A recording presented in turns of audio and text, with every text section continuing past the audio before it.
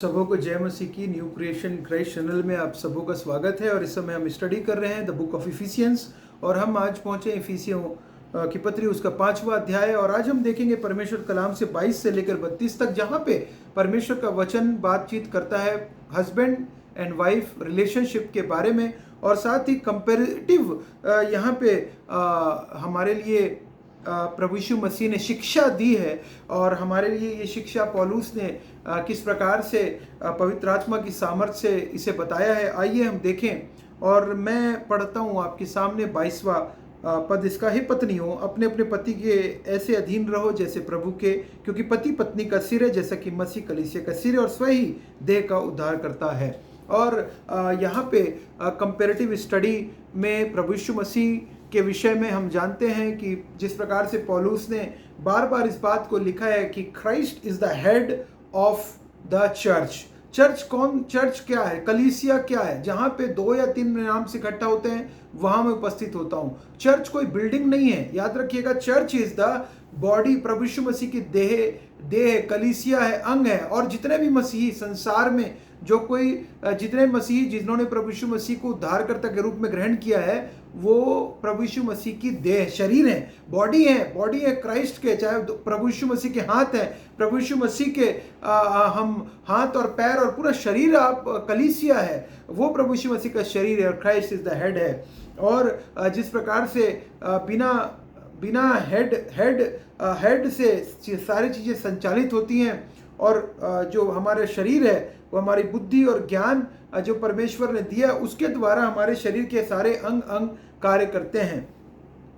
और ठीक उसी प्रकार से यहाँ पे पौलुस कह रहा है, पत्नियों को पहले अपील कर रहा है कि अधीन रहने के लिए, सबमिसिव रहने के लिए, सबमिट होने के लिए, किसके? अपने हस्बैंड्स के। और यहाँ पे दूसरी बात कह रहा है, पर जैसा कलीसिया मसीह के अधीन है वैसे ही पत्नियां भी हर बात में अपने पति के अधीन रहें। और अधीन रहने का ये मतलब नहीं है कि वाइफ जो है वो दबी कुचली हुई रहे। इसका ये मतलब बिल्कुल भी नहीं है कि जो हस्बैंड है वो आगे है और वाइफ पीछे। इसका ये मतलब नहीं है। इसका मतलब जिस प्रकार से हम देखते हैं प्रभु यीशु मसीह ने कलीसिया को जिस प्रकार से प्रेम रखा है और जिस प्रकार से वो एक हमारे लिए टॉप पोजीशन सबसे पहले है। इम्पोर्टेंस हमें प्रभु यीशु मसीह को जैसे हम इम्पोर्टेंस देते हैं, और जब हम इम्पोर्टेंस देते हैं तो जो बोलते हैं उनको हम मानते हैं, उनकी आज्ञा का पालन करते हैं। ये कलीसिया का कार्य है, प्रभु यीशु मसीह की इच्छा और योजना को पूरी करने का। वो परमेश्वर चाहते हैं कि पत्नियां भी ठीक उसी प्रकार से अपने अपने पति के अधीन रहें, सबमिसिव रहें और उनको रेस्पेक्ट दें और उनको ऑनर करें, जैसे प्रभु यीशु मसीह को ऑनर करती है कलीसिया। और जिस प्रकार से उसी प्रकार से प्रभु यीशु मसीह चाहते हैं कि हम भी करें। और यहाँ पे देखिए इम्पोर्टेंट बात ये भी है कि अगर आप उत्पत्ति में जब परमेश्वर ने सृष्टि करी, जब सृष्टि के बाद जब आदम को बनाया, उसके बाद हवा को बनाया, तो मैंडेट भी दिया। यहाँ पे वचन पे कहता है, उत्पत्ति 2:23 पढ़ रहा हूँ, तब आदम ने कहा, अब यह मेरी हड्डी में की हड्डी और मेरे मांस में का मांस है, इसलिए इसका नाम नारी होगा, क्योंकि यह नर में से निकाली गई है। और 24 में कहता है, इस कारण पुरुष अपने माता पिता को छोड़कर अपनी पत्नी से मिला रहेगा और वे एक ही तन बने रहेंगे। 24। और ये देखिए यहाँ पे बाइबल क्लियरली बता रही है, यहाँ पे एक डीप रिलेशनशिप, जैसे हस्बैंड और वाइफ एक डीप रिलेशनशिप है, हमारा भी वो ही डीप रिलेशनशिप परमेश्वर के साथ में हर एक हस्बैंड का और हर एक वाइफ का प्रभु यीशु मसीह के साथ में होना चाहिए। अगर हमारा डीप रिलेशनशिप प्रभु यीशु मसीह के साथ, हस्बैंड और वाइफ का रिलेशनशिप अगर प्रभु यीशु मसीह के साथ, प्रथम रिलेशनशिप अगर हमारे हेड के साथ पूरी कलीसिया का रहेगा, निश्चित रूप से कोई भी पत्नी बिल्कुल, अगर वो प्रभु यीशु मसीह को उद्धारकर्ता के रूप में सबमिसिव अगर यीशु मसीह की है, तो वो निश्चित रूप से सबमिसिव और ऑनर करेगी अपने हस्बैंड का भी। दूसरी बात यहाँ पे, पर जैसा कलीसिया मसीह के अधीन है वैसी पत्नियां भी हर बात में अपने पति के अधीन रहें। और क्योंकि परमेश्वर चाहते हैं कि कोई भी जगह पर गड़बड़ी ना हो, इसीलिए परमेश्वर ने चुना सेवकों को, अपने 12 चेलों को चुना, जो कि उन्होंने जाकर कार्य किया। वो चेलों ने भी और लोगों को चेले बनाए और एक ऑर्गेनाइज वे में हुआ। हम देखते हैं, अगर आप देखें कुरिन्थियों प्रेरितों के काम में देखेंगे तो हम पाएंगे कि जो चेले थे वो चेलों ने और चेलों को इसलिए रखा ताकि वे लोग फूड डिस्ट्रीब्यूशन का काम भी देख सकें। ठीक उसी प्रकार से परमेश्वर चाहते हैं कि अथॉरिटी एक के बाद एक जाए ताकि सारे जो मैनेजमेंट है वो सुचारू रूप से घर का परिवार का चल सके। और इसीलिए परमेश्वर चाहते हैं कि जब और हस्बैंड किसको सबमिसिव रहेगा? हस्बैंड सबमिसिव रहेगा प्रभु यीशु मसीह को। That is very very important. Husband को भी सबमिसिव रहना, अगर वो प्रभु यीशु मसीह के को सबमिसिव रहेगा अगर हस्बैंड, तो देखिए क्या करेगा वो। मैं पढ़ रहा हूं 25वां पद। हे पतियों, अब देखिए पत्नी के लिए तो मैंने बता दिया, पतियों, हे पतियों अपनी अपनी पत्नी से प्रेम रखो जैसा मसीह ने भी कलीसिया से प्रेम करके अपने आप को उसके लिए दे दिया। और यहाँ पे बहुत महत्वपूर्ण बात पतियों के लिए बोला गया है वचन में, और वो है प्रेम रखने के लिए। प्रेम रखने के लिए किससे? अपनी पत्नी से।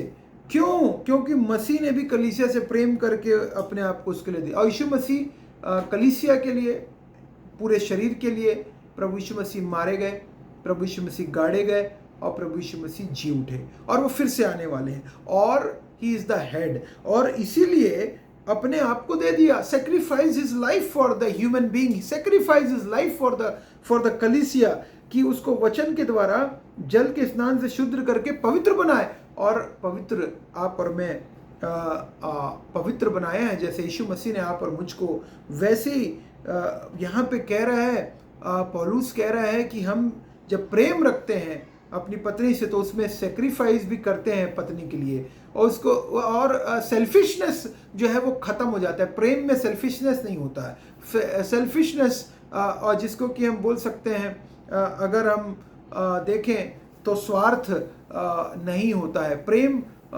स्वार्थ, यीशु मसीह ने अपने स्वार्थ के लिए नहीं लेकिन अपने सेल्फ सेक्रीफाइस किया, अपने आप को दिया। और यहाँ बाइबल कह रही है आगे कि उसका जल के शुद्ध करके पवित्र बनाया और उसे एक ऐसी तेजस्वी कलीसिया बनाकर अपने पास खड़ी करे जिसमें न कलंक, न झुर्री, न कोई और ऐसी वस्तु वर्ण पवित्र और निर्दोष। इसी प्रकार उचित है कि पति अपनी अपनी पत्नी से अपनी देह के समान प्रेम रखें। और बाइबल कह रही है कि देह के समान प्रेम रखने का मतलब लाइक जिस प्रकार से अगर मुझे हाथ में अगर हाथ अगर कट जाता है गलती से, तो जिस प्रकार से खून बहता है, दर्द होता है, वैसे ही अगर पत्नी को कुछ तकलीफ और दर्द हो रहा है तो मुझे भी दर्द होना चाहिए। इट मीन्स लाइक दैट कि बाइबल क्लियरली बोल रही है अपनी देह के समान प्रेम रखे। बहुत बड़ी बात है। क्यों? क्योंकि यीशु मसीह ने ऐसा करके दिखाया है पहले अपने, बाइबल कह रही है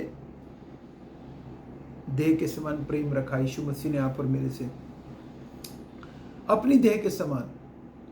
और इसीलिए हम, ये मेरी देह है जो तुम्हारे लिए दी जाती है, आप और मैं लेते हैं प्रभु भोज, ये मेरे लहू है जो तुम्हारे लिए बहाया जाता है। आप और मैं, यीशु मसीह की देह है ना, एक देह, एक बपतिस्मा लिया आप सब, मैंने एक ही प्रभु है, एक ही बपतिस्मा है, एक ही विश्वास है, एक ही परमेश्वर है, एक ही है सब। और हम लेते हैं उस रोटी को, तोड़ते हैं एवरी संडे और सहभागी होते हैं सबके साथ पूरी, क्योंकि कलीसिया है, तोड़ते हैं और सहभागी होते।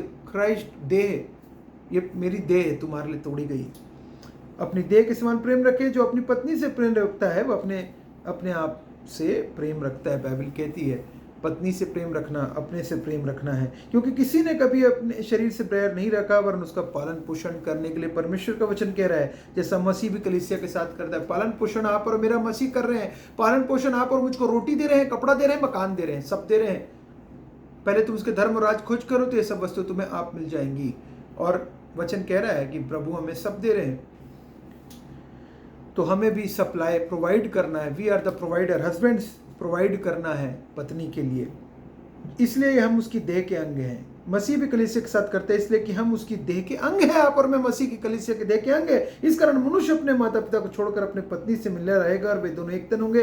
या भेद तो बड़ा है, पर मैं यहाँ मसीह और कलीसिया के विषय में कहता हूँ। पर तुम में से हर एक अपनी पत्नी से अपने समान प्रेम रखे और अपनी पत्नी भी अपने पति का भय माने।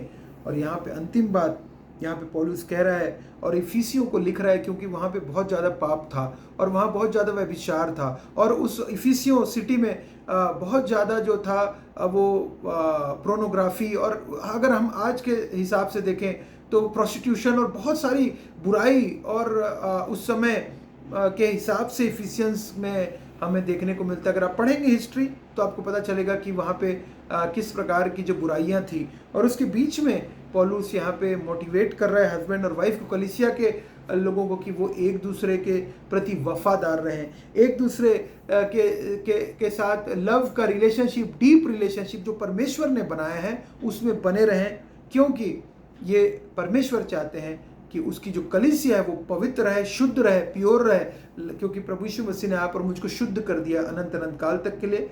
मैं जाऊंगा और जाकर तुम्हारे लिए अपनी आत्मा दूंगा, मैं जब तक नहीं जाऊंगा तब तक आत्मा नहीं आएगा, और वो आत्मा इसीलिए आपके और मेरे अंदर है और कार्य कर रहा है, और निश्चित रूप से परमेश्वर के सामर्थ्य के द्वारा वो हमारा हेल्पर है, हेल्प कर रहा है। So let us take help husband और वाइफ के, कभी भी प्रॉब्लम के बीच में हम हेल्प लें परमेश्वर से, प्रेयर में जाएं। अगर आपको लगता है कुछ बातें हैं, एक दूसरे से बात करें, प्रेयर करें, प्रभु को सौंप दें। जब हम सौंप देंगे, हम सरेंडर कर देंगे परमेश्वर को, गॉड विल टेक केयर।